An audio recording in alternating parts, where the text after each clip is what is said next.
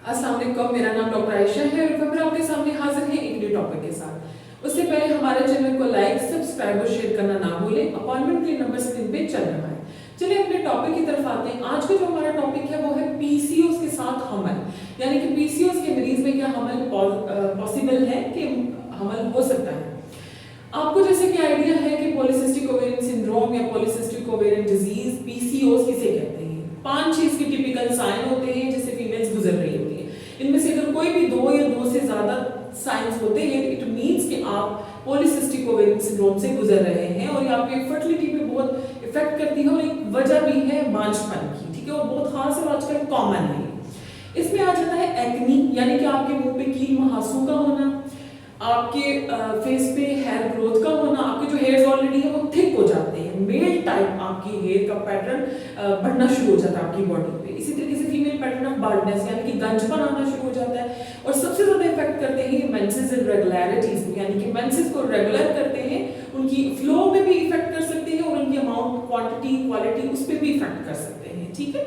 इसमें क्या होता है कि आपकी ओवरीज अंडरनालियों में छोटी छोटी पानी की थैलियां बनना शुरू हो जाती है। इसकी वजह से आपका फॉलिकल, आपका एग मैच्योर नहीं हो पाता, रप्चर नहीं हो पाता, जिसकी वजह से आप मां नहीं बन सकते, आप इनफर्टिलिटी का शिकार होते हैं। क्या होता है पॉलीसिस्टिक ओवेरियन सिंड्रोम में कि आपके जो मेल हार्मोन्स होते हैं ना वो डोमिनेट होना शुरू हो जाते हैं फीमेल हार्मोन्स पे, यानी कि जो फीमेल हार्मोन है जिसमें ज्यादा लीडिंग जो हार्मोन्स है वो एफएसएच, एलएच यानी कि फॉलिकल स्टिमुलेटिंग हार्मोन और लुटिनाजिंग हार्मोन है, वो डाउन होना शुरू हो जाते हैं और जो मेल हार्मोन टेस्टोस्टेरोन उसका लेवल ब्लड में इंक्रीज होना शुरू हो जाता है और आप इन सारे साइन सिम्टम्स से गुजरना शुरू हो जाते हैं। आप मोटापे का भी शिकार होते हैं क्योंकि इंसुलिन रेजिस्ट करती है, प्रॉपर अपने सेल में डिपॉजिट नहीं होती, मेटाबोलाइज नहीं होती, तो वो उसकी सेंसिटिविटी स्टॉप हो जाती है और आप मोटापे का शिकार होते हो, आपकी इंसुलिन बढ़ना शुरू हो जाती है। ये 4-5 चीजें हैं जिसकी जो कि शो करती है कि आप पीसीओएस से गुजर रहे हैं। इसी तरह से क्या होता है कि जैसे कि आपको आइडिया है कि फीमेल की जो साइकिल है वो 4 वीक्स पे डिपेंड करता है, यानी कि पहले हफ्ते में आपको पीरियड्स आ रहे होते हैं, सेकेंड वीक पे और थर्ड वीक पे इंपॉर्टेंट काम होता है जहां एफएसएच ब्रेन से रिलीज होता है, आपके फॉलिकल्स डिफरेंट स्टेजेस से गुजर के मैच्योर होते हैं। डे 13 या डे 14 पे वो एक खास लेवल पे पहुंच जाते हैं, देन ओवुलेशन होती है, एफएसएच कम होता है, एलएच ज्यादा होता है जिससे एलएच सर्ज आती है, ओवुलेशन होती है और आपका जो एग है रिलीज होता है। अगर फर्टिलाइजेशन होती है तो इट मींस कि प्रेगनेंसी है और अगर फर्टिलाइजेशन नहीं होती तो दोबारा आपका पीरियड का साइकिल वैसे ही कंटिन्यू रहता है, दोबारा पीरियड्स आते हैं, देन अगेन फॉल। लेकिन जो पीसीओएस के पेशेंट होते हैं ना उसमें क्या होता है कि जो ये बैलेंस और इम्बैलेंस आता है ना, एफएसएच कम होना, ज्यादा होना, एलएच ऊपर नीचे होना, तो आपका एक साइकिल चलता है। तो पीसीओएस के पेशेंट में ये चीज नहीं होती। पीसीओएस के पेशेंट में क्या होता है कि शुरू से ही एलएच का एफएसएच के बराबर ही उसकी वैल्यू रहती है, रेशियो रहती है, जिसकी वजह से प्रॉपर एग ना इंक्रीज होते हैं, ना मैच्योर होते हैं, ना वो रिलीज होते हैं। तो ये सारा कुछ पीसीओएस में पानी की छोटी छोटी थैलियां होती है जो उनको रिलीज नहीं होने देती है, लेवल्स भी ऊपर नीचे नहीं होते, जिसकी वजह से ही तो फिर ये एक सिंड्रोम की फॉर्म इख्तियार कर लेता है। इसीलिए हम आपको कहते हैं कि पीसीओएस को ट्रीट कराएं पहले। अगर आप पीसीओएस के साथ आपको हमल होता है तो उसमें क्या होता है कि हाइपरस्टिमुलेशन में जाने के चांसेस होते हैं, फीमेल शॉक में चली जाती है।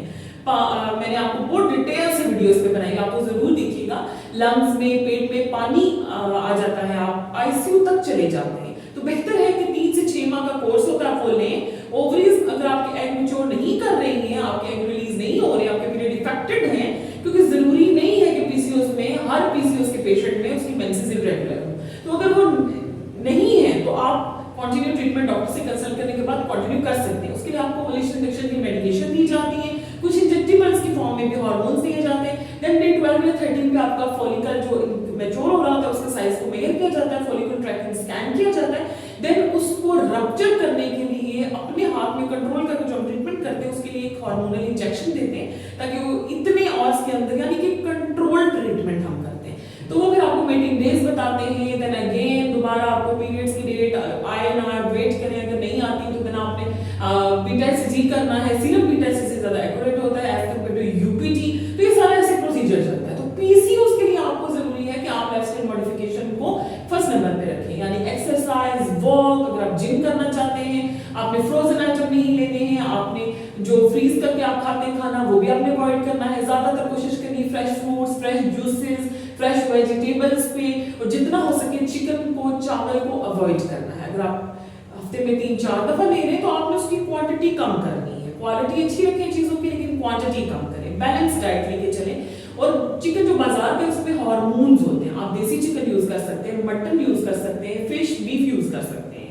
ये हेल्थी सोर्सेज है फर्टिलिटी को एनहांस करने के, बूस्ट अप करने के। इसी तरीके से 2 सॉल्ट मार्केट में लॉन्च हो चुके हैं, मैंने पहले भी बताया है, मायोनिसिटोल और डिकायोनिसिटोल। ये भी बहुत अच्छा रोल प्ले कर रहे हैं मेंसेस को रेगुलर करने के लिए, हार्मोन्स को प्रॉपर अपनी जगह पे लाने के लिए, पीसीओएस में जो पानी की थैलियां उनको रिड्यूस करके खत्म करके एग मैच्योरेशन के लिए, और साथ ही इंसुलिन की सेंसिटिविटी को एनहांस करने के लिए। तो होप सो आपको वीडियो पसंद आई होगी। आप इसको लाइक करें, सब्सक्राइब करें, चैनल को शेयर करें। अपना ख्याल रखिए, इसी के साथ इजाजत दें।